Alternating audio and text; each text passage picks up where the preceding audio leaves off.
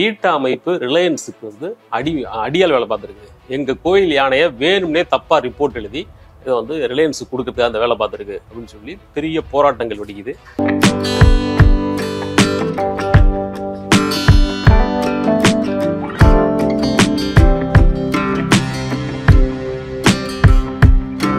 கொஞ்சம் நஞ்சம்ல 45 கிலோமீட்டருக்கு 30,000 பேர் நடந்து வந்து மனு கொடுத்துருக்காங்க. மாவட்ட கலெக்டர் மனு கொடுத்துருக்காங்க. அப்புறம் ஒரு சில கிராமங்கள்ல வந்து பாய்காட் ஜியோ, இது ரிலையன்ஸ் வந்து இப்படி பண்ணிட்டான், அதனால வந்து ஜியோ யூஸ் பண்ணக்கூடாதுன்னு சொல்லி 2-3 கிராமங்கள்ல ஜியோ சிம் எடுத்து போட்டு உடைக்கிறது, இந்த மாதிரியான ப்ரொட்டஸ்ட் ஒரு பக்கம்.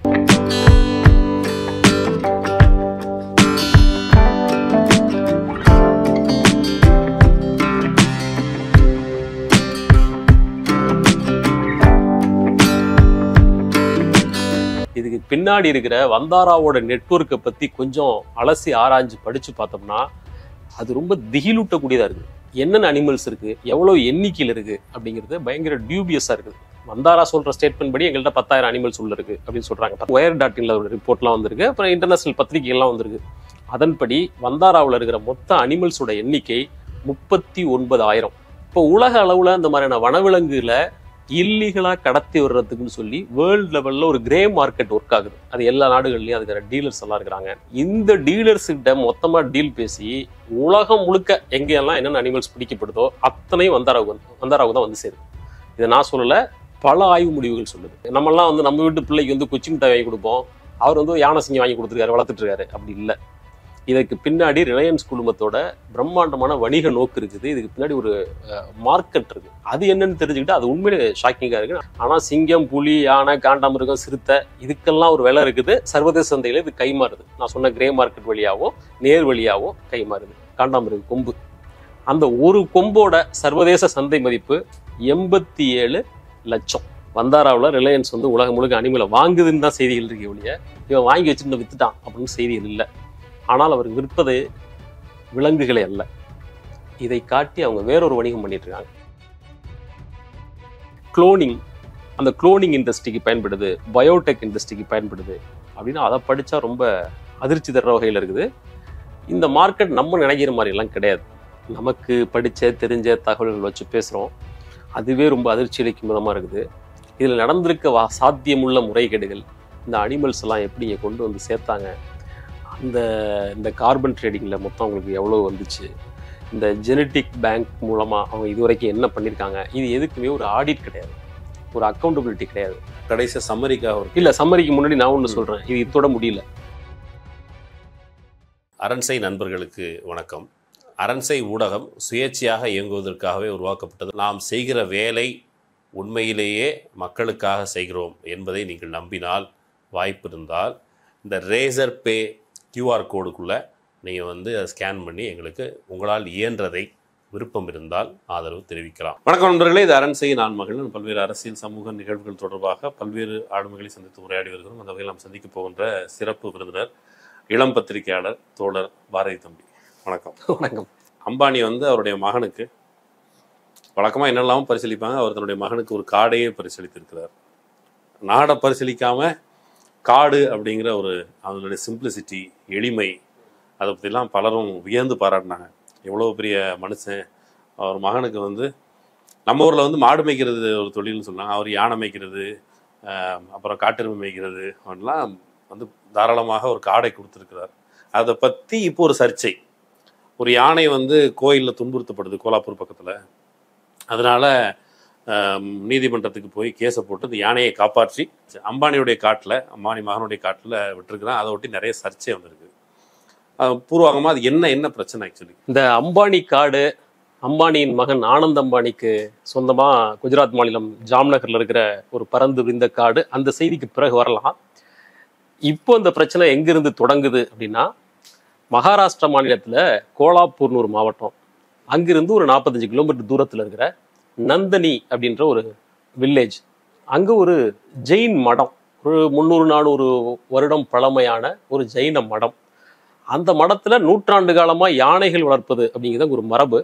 அங்கே ஒரு 30-33 வருஷமா அங்கே ஒரு யானை இருக்குது. மகாதேவி அப்படின்னு அந்த யானையோட பேர், மாதுரி அப்படின்னு கூட சொல்கிறாங்க. அது என்னதான் ஜெயின மடமாக இருந்தாலும் கூட சுற்றி உள்ள இந்து மக்களும் அங்கே வந்து போய் அந்த யானையோட பேசி பழகி ஒரு நெருக்கமான உணர்வு ரீதியான பந்தம் அந்த யானையோட அந்த சுற்று வட்டார பகுதி மக்களுக்கு இருக்கு. இதுக்கிடையில நம்ம ஊர்ல இப்ப ஜல்லிக்கட்டுக்கு தடை வாங்கினாங்களே பீட்டா, இந்த அமைப்பு இந்த 2-3 வருஷத்துக்கு முன்னாடி தலையிட்டு இந்த ஜைன மடத்துல வளர்க்கப்படுற அந்த மகாதேவின்ற அந்த யானை அங்க துன்புறுத்தப்படுது, காலில் செயினை கட்டி வச்சிருக்காங்க, கமர்ஷியல் பர்பஸ்க்கு யூஸ் பண்றாங்க. கடந்த 10 ஆண்டுகளாக இந்த யானையை 13 முறை வெவ்வேறு இடங்களுக்கு கமர்ஷியல் பர்பஸ்க்காக டிரான்ஸ்போர்ட் பண்ணியிருக்காங்க.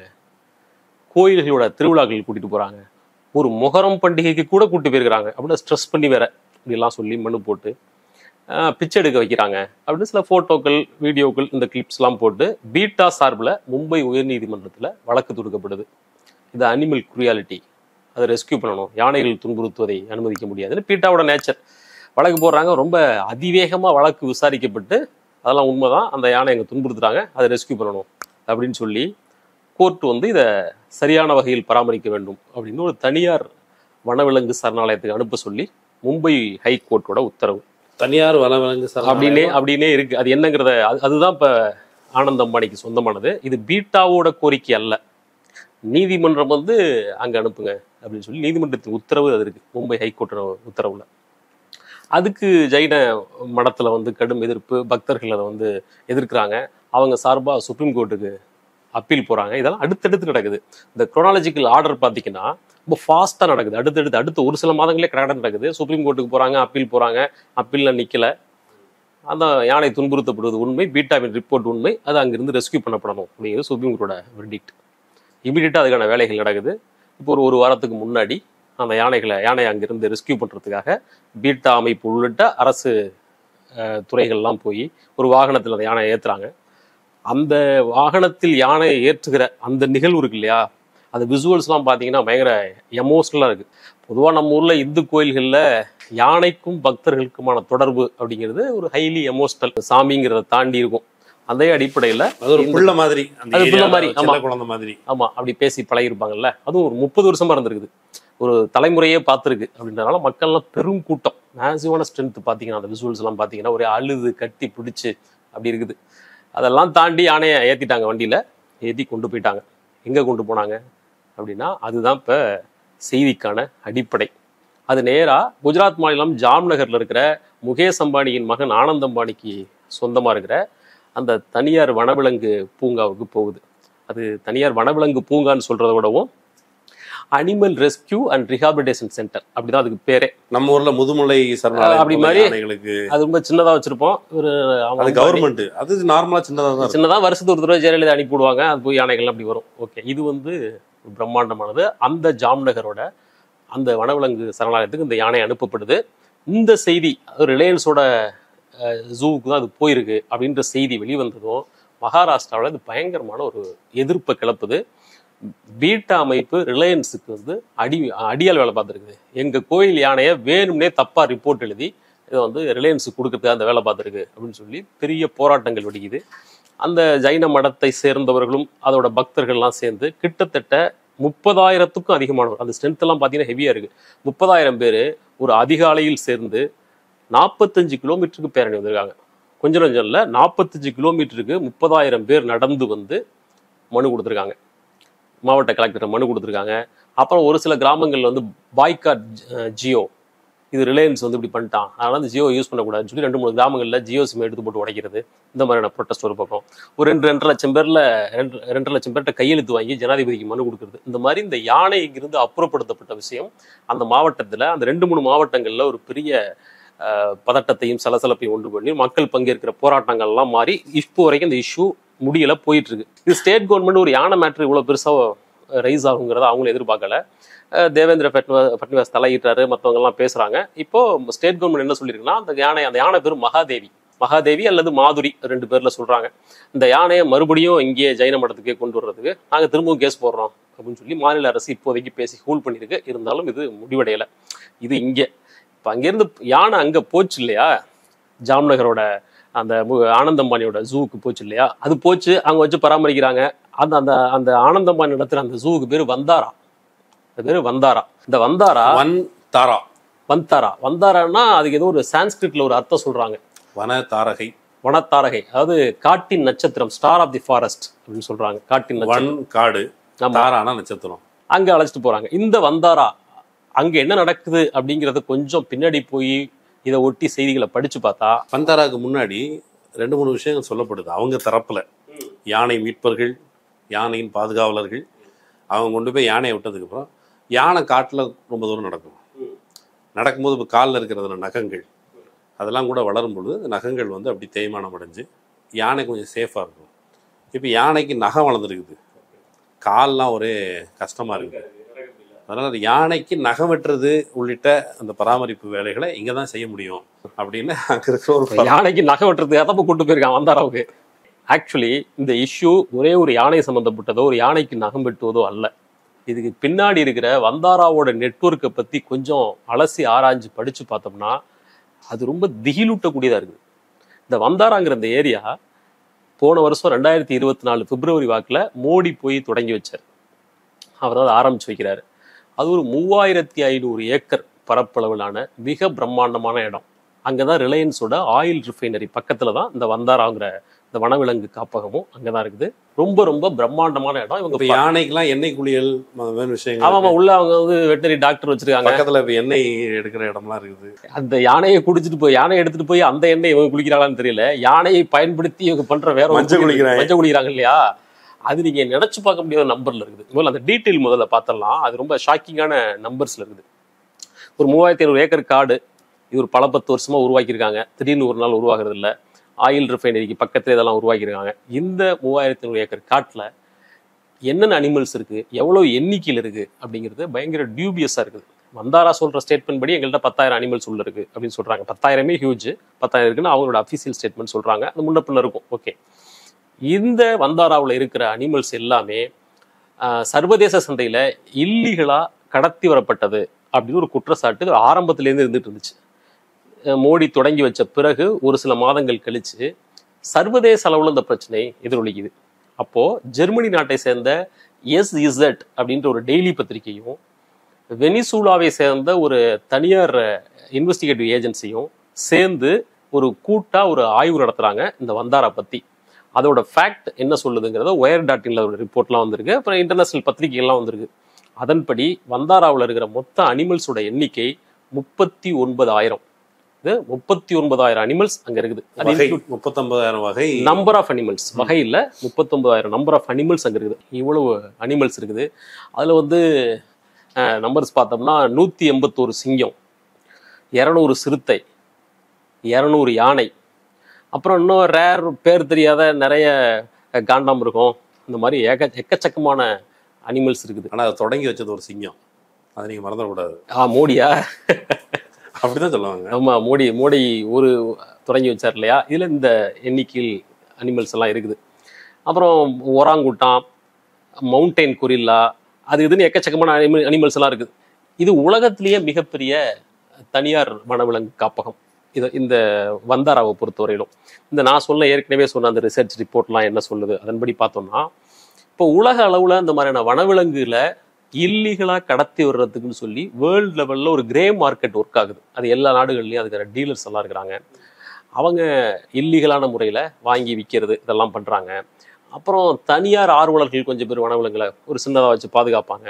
இப்படிலாம் நிறைய உலக அளவில் இருக்கும் இல்லையா. தமிழ்நாட்டிலே திருச்சியில் ஒன்று இருக்குது, புதுக்கோட்டை பக்கத்தில் ஒன்று இருக்குது, இங்கேயே ப்ரைவேட்லாம் வச்சு நடத்துகிறாங்க. அப்போ உலக அளவில் எத்தனை இருக்கும், இது மாதிரி இருக்குது. அப்புறம் காடுகள் அங்கங்கே பிடிபடுற அரிய வகை விலங்குகள், இது எல்லாத்தையும் இந்த சர்வதேச சந்தையில் இருக்கிற wild life grey market dealers அதை வாங்கி விற்கிறத அவங்க பார்க்குறாங்க. இந்த டீலர்ஸ்கிட்ட மொத்தமாக டீல் பேசி உலகம் முழுக்க எங்கெல்லாம் என்னென்ன அனிமல்ஸ் பிடிக்கப்படுதோ அத்தனையும் வந்தாராவுக்கு தான் வந்து சேருது. இதை நான் சொல்லலை, பல ஆய்வு முடிவுகள் சொல்லுது. காங்கோ, வெனிசுலா, இந்தோனேசியா, இந்த நாடுகள்லாம் முக்கியமான வழித்தடங்கள், இங்கே அனிமல்ஸ் வந்து சேர்றதுக்கான முக்கியமான வழித்தடங்கள். இதில் ஐக்கிய அரபு அமீரகம் UAE இங்கே வந்து ஒரு வனவிலங்கு டீலர், அவர் வழியா மட்டும் 11,500 ஸ்பீசிஸ் வந்தாராவுக்கு வந்துருக்கு. சர்வதேச அளவிலான விலங்கு கடத்தல் பேர் வழிகளின் வழியாக இங்கே வருதா? ஆமாம், அது ஒரு ரூட்டு. இதை சொல்கிறேன். இதெல்லாம் வாங்கிட்டு அவங்க என்ன வழியாக அதை கிளைம் பண்ணுறாங்கிறத சொல்கிறேன். UAE வழியா 11,500 அனிமல்ஸ், வெனிசூலா வழியா 6,000 அனிமல்ஸ், காங்கோ வழியா 1770 அனிமல்ஸ். இது ஒரு சில நம்பர், இன்னும் நிறைய இருக்குது. இப்படி வெவ்வேறு நாடுகள் வழியா வருது. இந்தோனேசியாவில இருந்து கணிசமான அனிமல்ஸ் வந்திருக்குது. எல்லாத்தையும் இங்கே தான் கொண்டு வந்து சேர்க்குறாங்க.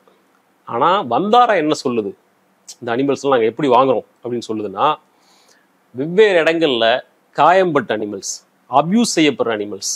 இப்போ அந்த கோலாப்பூர் கோயிலில் வந்து இப்படி பண்ணிட்டாங்க, யானையை துன்புறுத்திட்டாங்க, நாங்கள் அதை காப்பாற்றி நல்வழிப்படுத்தி நாங்கள் நல்ல முறையில் பராமரிக்கிறோம் அப்படி சொல்லி தானே யானையை கூட்டு போயிருக்கான்.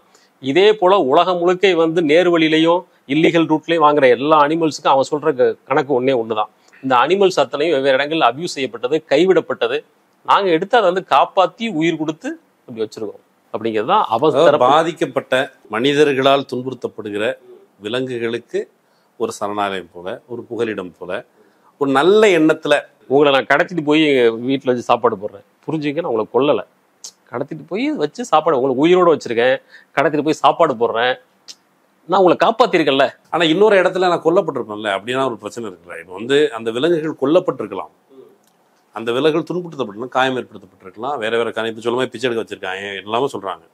அப்படிங்கும்போது இந்த விலங்குகள் ஒரு பாதுகாப்பான ஒரு புகலிடத்துல, இப்போ வந்து ஆதரவற்ற, இப்போ அம்பானி வந்த பிறகுதான் இப்போ விலங்குகள் எல்லாம் பாதுகாக்கப்படுது. அதுக்கு பிறகு இந்த காட்டுல வந்து விலங்குகள் வந்து அச்சுறுத்தப்பட்டு, நல்லெண்ணம் அவருக்கு வந்து அப்படிதான் ஆனந்த் அம்பானியோட காசை கொடுத்து வாங்குறாருங்க. நீங்க இல்லீகல் மார்க்கெட்டா இருக்கட்டும், சட்டப்பூர்வமான மார்க்கெட்டா இருக்கட்டும், அந்த விலங்குகளை காசு கொடுத்து வாங்கி காட்டுக்குள்ள தானே வச்சிருக்காரு. அவர் காட்டுக்குள்ள வச்சிருக்காரு, சோறு போடுறாரு. இவ்வளவு காசு செலவழிச்சதுக்கு பிறகு அவர் முன்னாடியே அவர் சொல்லும் பொழுது, அந்த தொடங்கும் போது இந்த பிள்ளையாரெல்லாம் மேற்கோள் காமிச்சு, எனக்கு வந்து யானைகள் ரொம்ப பிடிக்கும் ஆனந்தம் சொன்னார் இந்த தொடக்க விழாவில். ஆமா, அப்படிலாம் சொன்னாரு. ஸோ அப்படிங்கும்போது ஒரு இறை பக்தி போல வசுதெய்வ குடும்பகம்னு அவங்க சொல்றாங்க. ஆமா, இப்ப நம்ம ஊர்ல கூட அனைத்து உயிர்களுக்குமான அரசியல்னு நம்ம ஊர்ல ஒன்று பேசுறாங்கல்ல. ஆமா, சீமான் பேசுறாங்க. அதே மாதிரி வசுதெய்வ குடும்பகம்னு அவங்க சொல்ற பாலிடிக்ஸ்ல ஒரு பகுதி நம்ம எல்லாரும் வாழ்றோம், மனிதர்கள் வாழ்றோம். அது நல்ல நோக்கம் தானே, இதுல என்ன டவுட் இருக்குது? அந்த நோக்கத்துக்கு பின்னாடி இருக்கிற வணிகம் என்னங்கிறத புரிஞ்சுக்கணும். சீமானோட ஒப்பிடும்போது நம்ம சொல்றதுக்கு ஈஸியா இருக்கு அப்படின்னு சொல்றோம், ஆனா இதுக்கு பின்னாடி இருக்கிற வணிகம் வந்து ரொம்ப பிரம்மாண்டமானது. இப்போ பொதுவா இப்போ இந்திய மீடியாக்கள்ல ஆனந்த் அம்பானி இப்படி ஒரு ஜூ ஆரம்பிச்சிருக்காரு, வந்தாராவில் ஆரம்பிச்சிருக்காரு அப்படிங்கும்போது என்ன ஜென்ரலா என்ன சொல்றாங்கன்னா, அம்பானி வந்து தன்னோட மகனுக்கு வந்து 100 ஆயில் ரிஃபைனரி வச்சு கொடுத்துருக்கலாம், வேற ஒரு பிசினஸ் பண்ணலாம். ஒரு வனவிலங்குகளை பாதுகாக்கிற அளவுக்கு எவ்வளவு சிம்பிளிஃபைடா வளர்த்துருக்காரு. சாதாரண மக்கள் அவங்க சத்துக்கு நாய் வாங்கி கொடுக்குறாங்க, அவர் யானை வாங்கி கொடுத்துருக்காரு. அவருக்கு ஒரு யானை இல்லை, 200 யானை வாங்கி கொடுத்துருக்காரு, ஒரு 200 சிங்கம் வாங்கி கொடுத்துருக்காரு. இதெல்லாம் வச்சு வளர்த்துட்டு இருக்காங்க அந்த பையன் அப்படின்னு நம்ம நினைக்கிறோம்ல. இது அப்படி காமெடி மேட்ரு இல்லை. இந்த வனவிலங்குகளை ஆனந்த் அம்பானி வளர்க்குறது வந்து பேஷனுக்கு வளர்க்கலை. ஏதோ நம்மெல்லாம் வந்து நம்ம வீட்டு பிள்ளைக்கு வந்து குச்சி மிட்டாய் வாங்கி கொடுப்போம், அவர் வந்து யானை சிங்கம் வாங்கி கொடுத்துருக்காரு, வளர்த்துட்டு இருக்காரு. அப்படி இல்லை. இதுக்கு பின்னாடி ரிலையன்ஸ் குழுமத்தோட பிரம்மாண்டமான வணிக நோக்கு இருக்குது. இதுக்கு பின்னாடி ஒரு மார்க்கெட் இருக்கு. அது என்னன்னு தெரிஞ்சுக்கிட்டு அது உண்மையிலே ஷாக்கிங்காக இருக்கு. நானே படிச்சு தான் தெரிஞ்சுட்டேன். 2-3 விஷயங்கள் இதில் பார்க்கணும். ஒன்று, இந்த அனிமல்ஸ் எல்லாத்துக்கும் ஒரு மார்க்கெட் வேல்யூ இருக்குது. நம்ம ஒரு கமாடிட்டியா அனிமல்ஸை பார்த்து நம்ம பழக்கப்பட்டதில்லை. வீட்டில் நாய் வளர்க்குறோம், ஏதோ அந்தந்த பிரீடு இந்த பிரீடுன்னு சொல்லி சில ஆயிரங்கள் கொடுத்து வாங்குறாங்க. இந்த அளவுக்கு தான் நமக்கு தெரியும். நாயை வாங்குறாங்க, பூனை வாங்குறாங்க அப்படிங்கிறது மட்டும் தான் தெரியும். ஆனால் சிங்கம், புலி, யானை, காண்டாமிருகம், சிறுத்தை இதுக்கெல்லாம் ஒரு விலை இருக்குது. சர்வதேச சந்தையில் இது கைமாறுது. நான் சொன்ன கிரே மார்க்கெட் வழியாகவும் நேர் வழியாகவும் கைமாறுது. உதாரணத்துக்கு ஒரு யானையோட சர்வதேச விலை அதோட வயதை பொறுத்து 20 லட்சத்திலிருந்து 50 லட்ச ரூபா. பிரீடு, வயசு இதெல்லாம் கணக்கு இருக்குது. இது ஒரு யானையோட விலை. ஆனந்த் அம்பானிட்ட மட்டும் இப்போ ஒரு 200-250 யானை இருக்கு. அவரோட அஃபிஷியல் ஸ்டேட்மெண்ட்லேயே 200 யானை, அது இன்னும் கூட இருக்கும். 200 யானையில வச்சுக்கோங்க. 200 யானை இருக்குன்னா இது கணக்கு போட்டுக்குங்க. இது யானைக்கு மட்டுமான கணக்கு. இப்போ யானை ஒன்று கேளுங்க, இது மட்டும் ஒரு தகவலுக்காக யானையோடைய மதிப்பு 30-50 லட்சம் ரூபா. அப்போ யானை தந்தம்லாம் நம்ம ஊர்ல ஒருத்தர் வித்தாரு. ஆமா, சொன்னாங்க வீரப்பன் வித்தாரு. அது அபிஷியலா வித்தாரு. அதுல வித்தாரு, ஒரு பகுதி வித்தாரு. எல்லா தந்தையும் நான் தான் வித்தேன்னு சொல்றாங்க எல்லாம் அவர் சொன்னாரு. ஓட்டவர் வேற வருஷம் இருக்கட்டும். இப்போ அதுக்கு ஒரு மதிப்பு சொல்றாங்க. அவர் வந்து கடத்தல் பேர்வழி, எனக்கு அதில் மாற்று கருத்தும் இல்லை. ஓகே, பட் ஆனால் இவ்வளவு மதிப்புள்ள இவ்வளவு யானையை காட்டுக்குள்ள வச்சுட்டு சட்டப்பூர்வமாக செய்ய முடியுது. ஒருவேளை பிரிவிலேஜ் வீரப்பன் கூட அவங்க யானை கடத்திட்டு வரல, எங்கேயோ காயம்பட்டு கைவிடப்பட்ட சாக கடந்த யானையை கூட்டு வந்து காப்பாற்றி வச்சிருக்கோம். அப்போ லீகலி வந்து வேலிடிட்டி வந்துடுது இல்லை, உங்களுக்கு லீகல் வேலிடிட்டி வந்துடுது இல்லை. அதனால இப்போ இந்த கோலாப்பூர் யானையை எடுத்துட்டு போனது கூட அவன் என்ன வந்தாரோட ஸ்டேட்மெண்ட்ல என்ன சொல்றான்னா, எங்களோட ரோல் இதுல எதுவும் இல்லை, அந்த யானை எங்கள்கிட்ட கொடுத்துருக்குன்னு நாங்கள் கேட்கல, கேஸ் போட்டது பீட்டா, வந்தாராவுக்கு அனுப்புங்கன்னு சொன்னது மும்பை ஹைகோர்ட்டு, நாங்கள் என்ன பண்ணோம், எங்களுக்கு கேட்குறீங்க, அப்படிதான் அவங்களோட ஸ்டேட்மெண்ட். அதனால இப்போ நீதிமன்றங்கள் உட்பட எல்லாம் அவங்க கையில் இருக்கிறனால நீதிமன்றங்கள் வழியா அப்படி பக்காவாக செஞ்சுக்கிறாங்க. சரி, இப்போ இன்டர்நேஷனல் மார்க்கெட் வருவோம். ஒரு யானையோட சர்வதேச மதிப்பு வந்து கிரே மார்க்கெட்டு கிட்டத்தட்ட 50 லட்சம் அப்படின்னு பார்த்தோம். இது ஒரு யானைக்கு மட்டும். இந்த காண்டாமிருகம் இருக்குல்ல, அந்த காண்டாமிருகத்துல ஒரு கொம்பு ஒன்று இருக்குதான், காண்டாமிருக கொம்பு. அந்த ஒரு கொம்போட சர்வதேச சந்தை மதிப்பு 87 லட்சம். இவ்வளவு 87 லட்சம். இவங்கள்ட்ட எத்தனை அந்த காண்டாமிருகம்னு தெரியல. அப்புறம் புலி, சிறுத்தை, அந்த பறவை, இந்த பறவை, என்னமோ குரங்குகள், அது இது ஏகப்பட்டது இருக்குது. எல்லாத்துக்கும் சந்தை மதிப்பு என்ன நமக்கு தெரியாது. அவ்வளவு 39,000 அனிமல் இன்க்ளூடிங் பேர்ட்ஸ் எல்லாம் அப்படின்னா இதோட சந்தை மதிப்பு யூகத்திற்கும் அப்பாற்பட்டது. அதுக்கெல்லாம் ஒன்றும் கணக்கு வழக்கெல்லாம் கிடையாது. அது ஒரு நேர் ரூட்ல கணக்கு போடுறதுக்கு ஒன்றும் இல்லை. கிரே மார்க்கெட் வேலை அதெல்லாம் நேர் ரூட்ல போட்டாலும் பெரிய சில லட்சம் கோடிகள் இதுக்கு வரும். இதுல அதை தொடங்கி வைக்கும்போது இந்த 2024 பிப்ரவரியில இந்த வந்தாராவை மோடி தான் தொடங்கி வச்சார். தொடங்கி வச்சு ஆமா சிங்கம், நம்ம சிங்கம் தொடங்கி வச்சது இல்லையா. அப்ப சிங்கத்தோட கையில வந்து ஒரு காக்கா இருந்துச்சு. அந்த போட்டோ நீங்க நெட்ல பார்க்கலாம். அது அந்த காக்காக்கு பேரு ப்ளூ மக்கா அப்படின்னு சொல்றாங்க. அது வந்து ப்ளூ மக்கா, அந்த பிரீடோட பேரு. இது வந்து பிரேசில்ல மட்டுமே வளரக்கூடிய ஒரு அரிய வகை காக்கா. அவரு போட்டோ போட்டு போஸ்ட் கொடுத்துட்டு வழக்கம் போல போயிட்டாரு. அதன் பிறகு அந்த போட்டோ வச்சுக்கிட்டு பல ரிசர்ச்கள் நடந்தது. அதுல ரொம்ப ஷாக்கிங்கான விஷயம் என்னன்னா, அது போல அந்த அந்த ப்ளூ மக்கா அப்படின்ற காக்கா 4 காக்கா இருக்குது இந்த வந்தாராவில். மோடி கையில் வைத்து போஸ் கொடுத்த அந்த காக்கா பிரேசில் நாட்டுக்கு சொந்தமானது. எங்களுக்கு தெரியாது இங்க உள்ள காக்காவை அங்க எப்படி போனுச்சுன்னே தெரியாது. அரசாங்கத்தினுடைய ஒப்புதல் இல்லாம இங்க வந்திருக்குதுன்னு சொல்லி பிரேசில் அரசே சொல்லுது. ஒரு காக்கா இல்ல, மொத்தம் 4 காக்கா இங்க இருக்குது வந்தாராவில். காக்கை குருவி எங்கள் ஜாதி. ஆமா, அந்த காக்கை குருவி எங்கள் ஜாதி இருக்கு இல்லையா, அந்த 4 காக்கா எவ்வளவு ரூபாய்க்கு வாங்கிருக்காங்க தெரியுமா? ஒரு ஜாதியோட வேலை எவ்வளவு தெரியுமா? வந்தாரா என்ன சொல்லுதுன்னா, இந்த பிரச்சனை எல்லாம் வந்த பிறகு பிரேசில் கவர்மெண்ட் வந்து எங்களுக்கு தெரியாம 4 காக்காயை பிடிச்சிட்டு போயிட்டான் அப்படின்னு சொன்ன பிறகு வந்தாரோட ஸ்டேட்மெண்ட், நாங்க வந்து அப்படி தெரியாம எல்லாம் பிடிச்சிட்டோம்ல, நாங்க லோன்ல வாங்கியிருக்கோம், கடனுக்கு வாங்கியிருக்கோம் அப்படின்னு ஏதோ அப்படி ஒரு ஸ்டேட்மெண்ட் சொன்னான். ஆனா அங்க பிரேசிலை சேர்ந்த பத்திரிகைகள்லாம் அவங்க ஒரு டாக்குமெண்ட் ரிலீஸ் பண்றாங்க. இந்த 4 காக்காய்களையும் லோனுக்கு வாங்கல, விலை கொடுத்து தான் வாங்கியிருக்காங்க அப்படின்னு சொல்லி டாக்குமெண்ட் ரிலீஸ் பண்றாங்க. அந்த 4 காக்கையோட விலை என்ன தெரியுமா? 3 கோடி இந்திய மதிப்புல 3 கோடி ரூபாய்க்கு 4 காக்கா வாங்கி இப்ப வந்தார் அவ்வளோ இருக்குது. இது காக்காயோட கதை. காக்கா கதை மட்டும் இல்ல, இன்னும் பல கதைகள் இருக்கு. இப்போ பல கோடி ரூபா காசு கொடுத்து வாங்குறாங்கல்ல, வாங்கி இப்போ நீங்க சொல்ற மாதிரி இல்லீகல் ட்ரேட், யாரோ ஒருத்தன் வித்துட்டான், வித்து வாங்கிட்டாங்க. காக்கா வாங்குறாங்க, குருவி வாங்குறாங்க, சிங்கம் வாங்கியிருக்கிறாங்க, அப்புறம் வந்து யானையை கோர்ட் மூலமாக வாங்கியிருக்கிறாங்க, அல்லது கோர்ட் அவர்களுக்கு தந்திருக்கிறது. இப்படிலாம் இருந்தாலும் கூட இப்போ எனக்கு என்ன இமேஜ் வருதுன்னா, அவர் பெரிய பணக்காரர், அவர் நிறைய காசு வச்சிருக்கிறாரு. அவர் வந்து ஒரு இடத்துல இப்போ வந்து மிருகங்களின் மீது ஒரு நாட்டம்.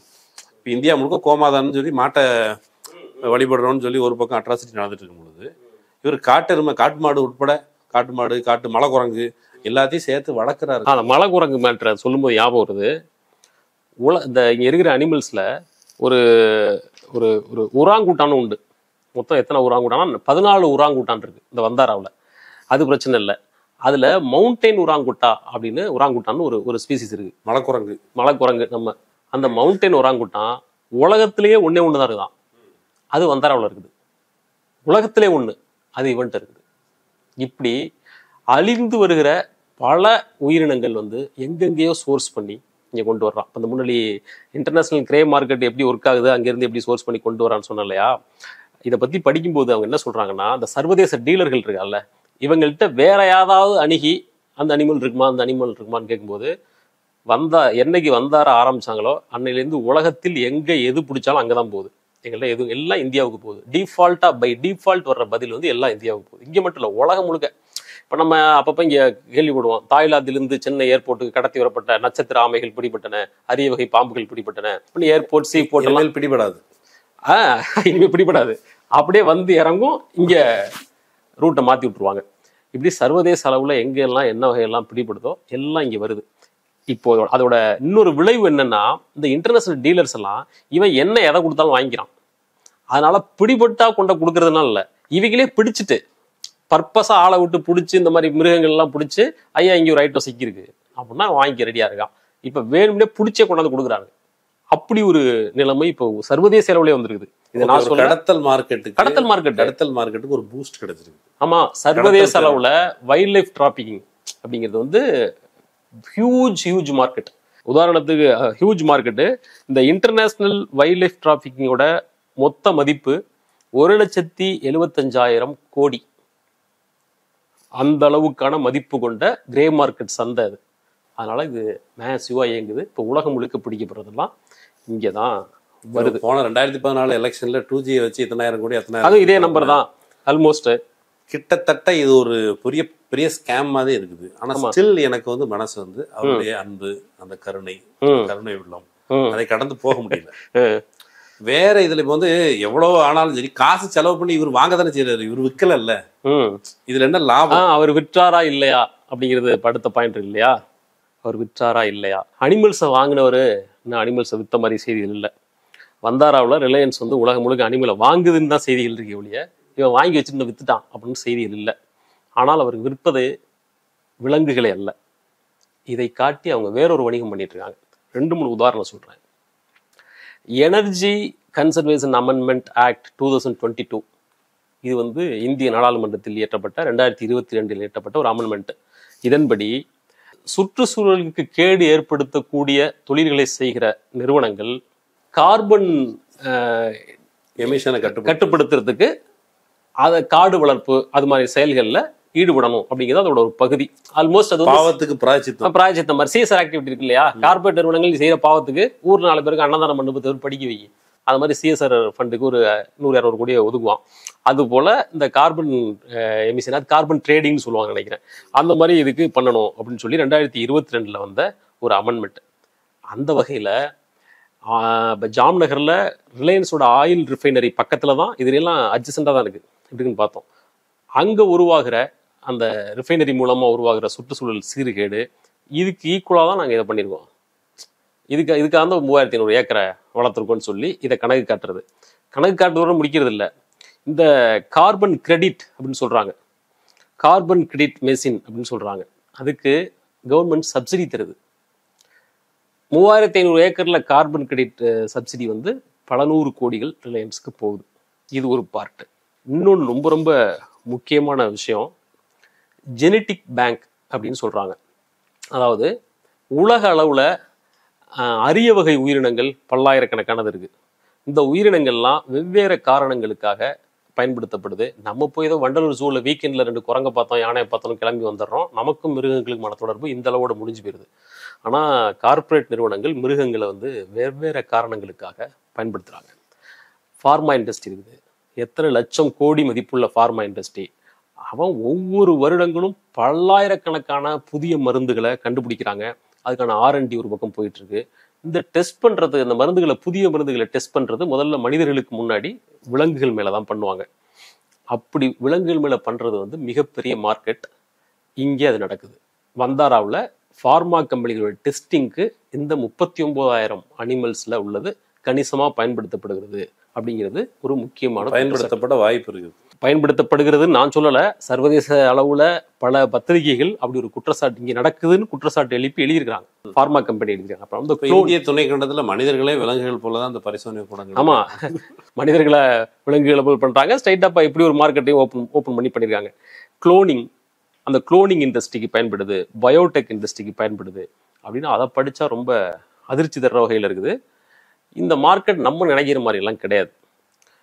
இந்த வெறுமனே இவங்க வந்து ஒரு பிலாந்திரபி ஆக்டிவிட்டி, ஒரு ஒரு புரவலர் ஆக்டிவிட்டி மாதிரி எல்லாம் அதை பண்ணலை. ஏதாவது காசு இருக்குது, நிறைய ரிலையன்ஸ்ட பல லட்சம் கோடி பணம் இருக்குது, அதில் சில 1000 கோடிகளை அள்ளி வீசி மிருகங்களை காப்பாற்றுறாங்க.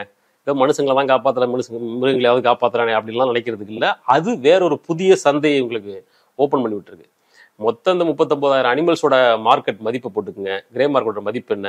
அங்கே போகிற அனிமல்ஸ் வந்து அப்படியே இருக்காது, அது குட்டி போடும், அதோட மதிப்பு என்ன? இவன் குட்டி போடுதா இல்லையான்னு வெளியே சொல்லுவாங்க. அதுக்கு என்ன அக்கௌண்டபிலிட்டி? அது பிரைவேட் ஜூ, மோடியே போய் ஓப்பன் பண்ணி வச்சிருக்காரு. எந்த அதிகாரியாவது ஆய்வுக்கு போனாங்க போய் வந்து இது என்னப்பா எவ்வளவு கணக்கு இருக்குது? முழு சுதந்திரத்தோடு ஆமா இத்தனை 1000 விலங்குகளை வைத்துக்கொண்டு ஒரு த்ரூ லைசன்ஸ் அப்படி பக்காவா இப்படி பண்ணிடுறாங்க. எல்லாம் அழைச்சிட்டு வர்றது எல்லாத்தையும் வந்து இங்கே லைசன்ஸ் கொடுத்துட்றான். நீங்கள் வெளியிலேருந்து இல்லீகலாக சோர்ஸ் பண்ணி கொண்டு வந்தாலும் கூட இந்தியாவுக்கு வரும்போது மோடி அரசு அதுக்கு உறுதியாக லைசன்ஸ். இல்லை, எனக்கு ஒரு டவுட். இப்போ வந்து இந்தியா முழுக்க இந்துத்துவ ஆதரவாளர்கள் அவங்க வந்து பசு பாதுகாப்புங்கிற பேரில் பசு தான் அந்த நாட்டினுடைய மாதா, அது கோமாதா அவ அப்படின்னு சொல்லுவாங்க. கோமாதாவை வெட்டி பீஃப் எக்ஸ்போர்ட் பண்ணுவாங்க. அது ஒரு பக்கம் பண்றாங்க. நான் என்ன சொல்றேன், இவ்வளவு காசு வச்சிருக்கிறவர், நாட்டுல எவ்வளவு பசுமாடுகள் இருக்கு. பீகார் இந்த பகுதிகளில் நிறைய இடத்துல வந்து பசுமாடு வந்து மாடு வந்து தெருவில் வந்து ரோடு டிராஃபிக் மறைக்குதுன்னு சொல்றாங்க. ஏன் இவர் அந்த கோமாதா ஆலயம், அது என்ன சொல்றாங்க, பசுவை பாதுகாத்து வைப்பாங்கல்ல, அந்த மாதிரி வெறும் மாட்டுகளை வச்சு, நாட்டு மாடுகள் குறிப்பா ஒரு சாமியார் கூட சொன்னாரு, இந்த நீங்க மாட்டு கோபர்னா சாணி, நீங்க மாட்டு மூத்திரம் குடிப்பேன்னு சொல்றீங்க, மாட்டு சாணியும் கூட சாப்பிடுங்கன்னு சொல்லிட்டு ஒரு ஆங்கர் சாமியார்கிட்ட ஒரு பிளேட்ல கொடுத்தாங்களா, சாணியை வச்சு இதை சாப்பிட்டு காமிங்கன்னு கேட்குறாரு. அவர் இல்ல அது வந்து சுத்தமான தேசி காய், சுத்தமான நாட்டு மாடா இருந்தால் தான் சாப்பிட முடியும், அதர்வைஸ் இது போறதுக்கு தான் படம்னு சொல்லாது. அப்படியான ஒரு நாட்டு மாடுகளுக்கான விலங்குகள், மாடுகளுக்கான சரணாலயத்தை உருவாக்காம இதை உருவாக்குறத பற்றி உலகம் முழுக்க இந்தியாவே பார்த்து பயப்படுற தலைவர் மோடியை வச்சே இதை திறந்துருக்குறாங்க அப்படின்னு சொன்னா, இந்த ஸ்கேம் வந்து சின்னதா தெரியலையே, ரொம்ப பெருசு. நம்ம பேசுறதை விட ஐயா, நம்ம பேசுறது ரொம்ப ரொம்ப ரொம்ப சின்னது. நமக்கு படிச்ச தெரிஞ்ச தகவல்கள் வச்சு பேசுறோம். அதுவே ரொம்ப அதிர்ச்சி அளிக்கும் விதமா இருக்குது.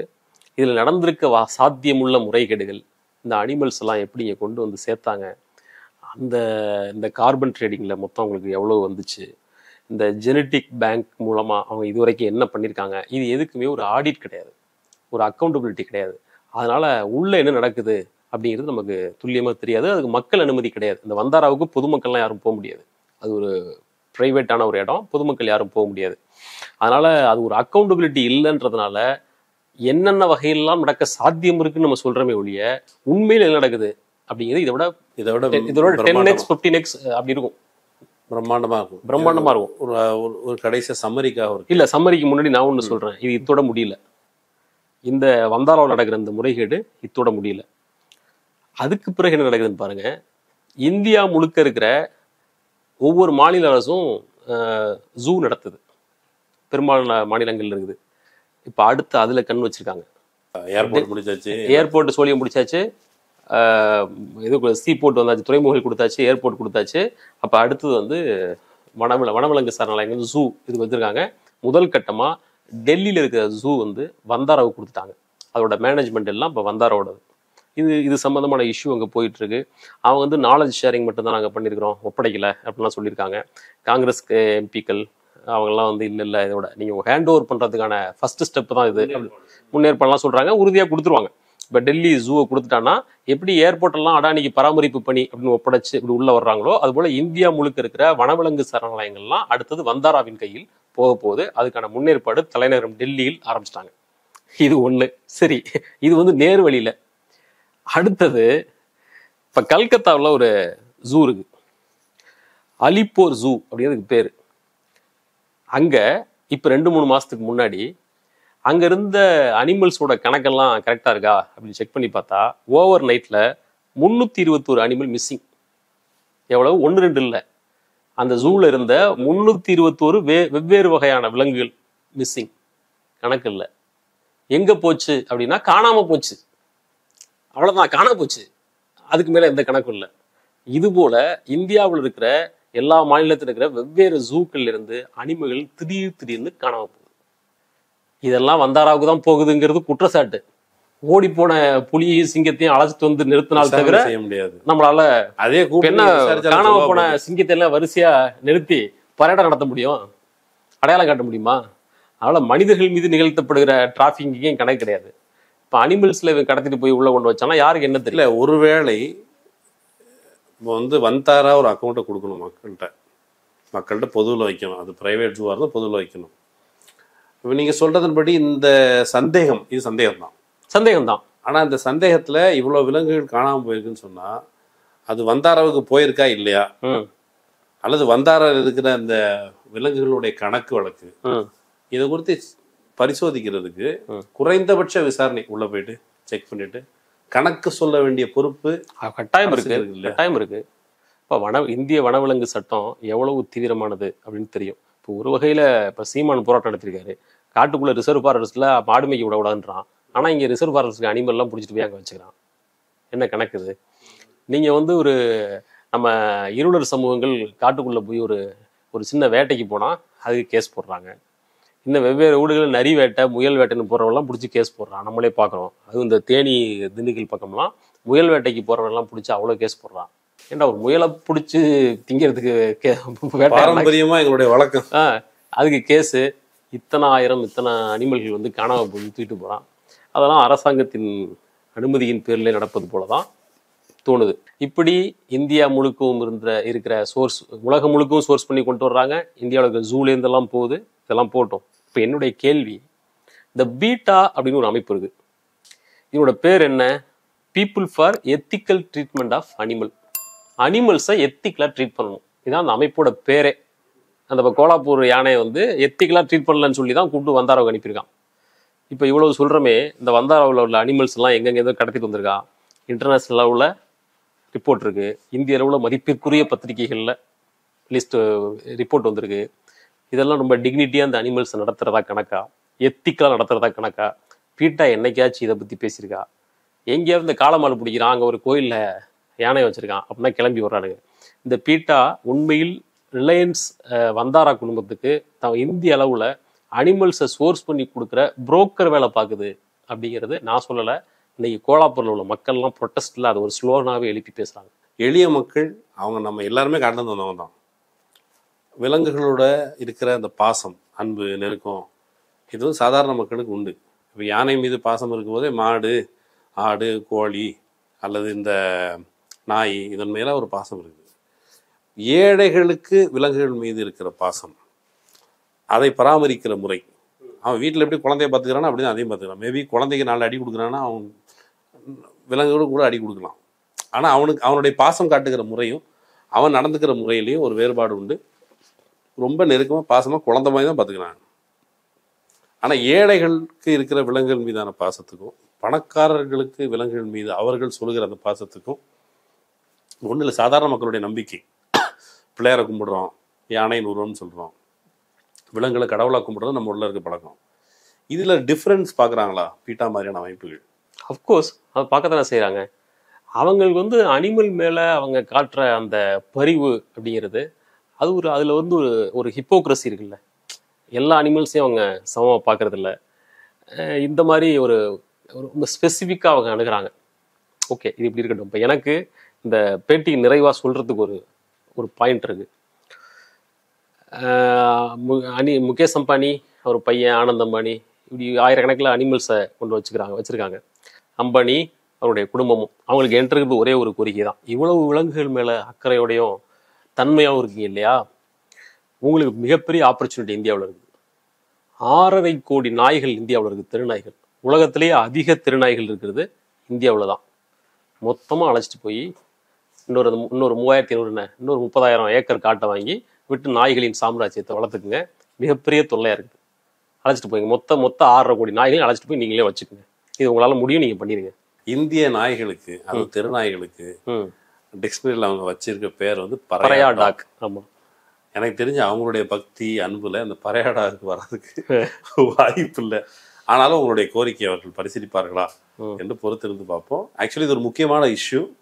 இது விலங்குகளை பற்றியோ அல்லது விலங்கு சரணாலயத்தை பற்றியோ இல்லை. இது ஒரு பெரிய வணிகம், எல்லா இடத்தையும் வியாபிச்சிருக்கிற வணிகத்துல இந்த பக்கம் இதுல என்ன, நாங்கள் நேரடியாக மக்கள் பாதிக்கப்படலை அப்படின்றதுனாலையும், இது வந்து ஒரு கவர்ச்சிகரமான பிரச்சனையா பொதுமக்கள் பார்வைக்கு தெரியல அப்படின்றதுனாலையும் இது ஒரு இஷ்யூவா பொதுவில் பேசப்படுறது இல்லை. நாம இப்ப சாதாரணமா யாராவது ஒருத்தங்க கொஞ்ச நாளைக்கு முன்னால யாரோ ஒரு பிரபலம் வந்து ஏதோ கிளி வளர்த்தாங்கன்னு சொல்லி அவங்க மேல கேஸ் போட்டாங்க. ஆமா.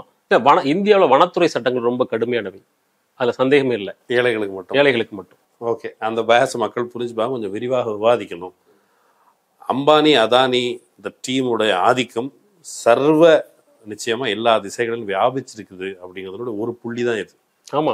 நாம அமைதியா இருந்தோம், அது வாய் பேசாத ஜீவன் சொன்னா நம்மளையும் அவங்க அப்படிதான் ட்ரீட் பண்றாங்க, வாய் பேசாத ஜீவன் போல அப்படின்னு தான் நானும் அதை புரிஞ்சுக்கிறேன். மக்கள் விவாதிப்பாங்கன்னு நினைக்கிறேன். இன்னொரு வாய்ப்புல பேசுவோம். நன்றி. நன்றி நண்பர்களே, இன்னொரு வாய்ப்பில் சந்திக்கலாம். நன்றி.